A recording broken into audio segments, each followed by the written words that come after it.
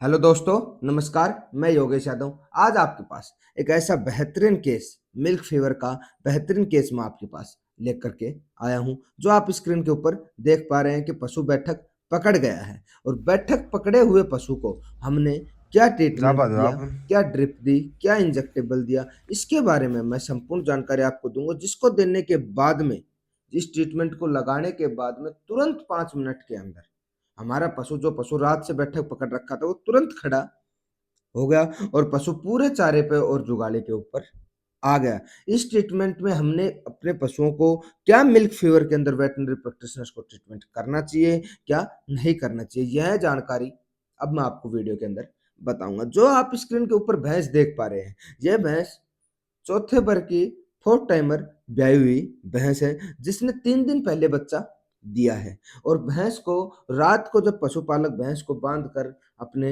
गया था, जब पशु बिल्कुल स्वस्थ था, लेकिन जब सुबह पशुपालक आया तो उसके पशु ने बैठक पकड़ रखी थी। बहुत बोलने के बाद या धमकाने के बाद भी उसका पशु खड़ा नहीं हो पाया। तब उसने हमें सूचना दी, जब हम तुरंत केस के ऊपर पहुंचे।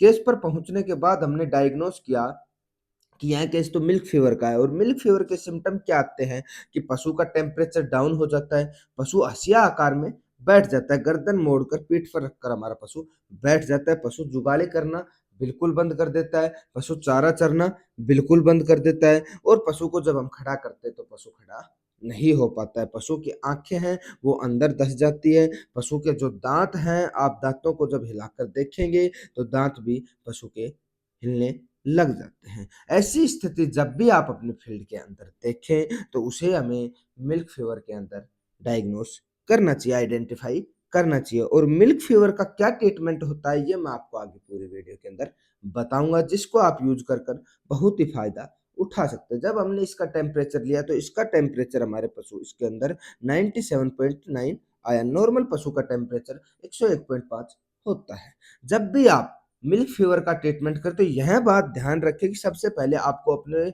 पशुओं को कंट्रोल अच्छे से करवाना है, क्योंकि जब आप ड्रिप देंगे, इंजेक्टेबल देंगे तो पशु के अंदर एनर्जी आ जाती है और पशु आपको परेशान ज़्यादा करेगा और पशु भी परेशान होगा। तो उससे पहले आप कंट्रोल अच्छे से करें। इस ट्रीटमेंट के अंदर मिल्क फीवर में हमने इसको सीबीजी दी 450 ml, वो भी हमने आईवी दी, और उसके अंदर हमने 15 ml ट्राइबीवेट इंजेक्शन आईवी दिया। हमें स्लो ड्रिप का यूज करना चाहिए। साथ में हमने इसके अंदर इंजेक्टेबल में एनाल्जेसिक के हमने इसको इंजेक्शन मेलोनेक्स प्लेन 20 ml दिया। साथ में हमने V5 इंजेक्शन 5 ml दिया। सेकेंडरी इन्फेक्शन के लिए हमने इंजेक्शन एंड्रोफ्लोक्सासिन 20 ml दिया। साथ में हमने 10 ml इंजेक्शन एविल का इसके अंदर प्रयोग किया। आप ये चारों इंजेक्शन और ड्रिप देकर ज्यादा से ज्यादा सिवियर कंडीशन में भी जो पशु आ जाता है, उसको भी हम मिल्क फीवर से बाहर निकाल सकते हैं।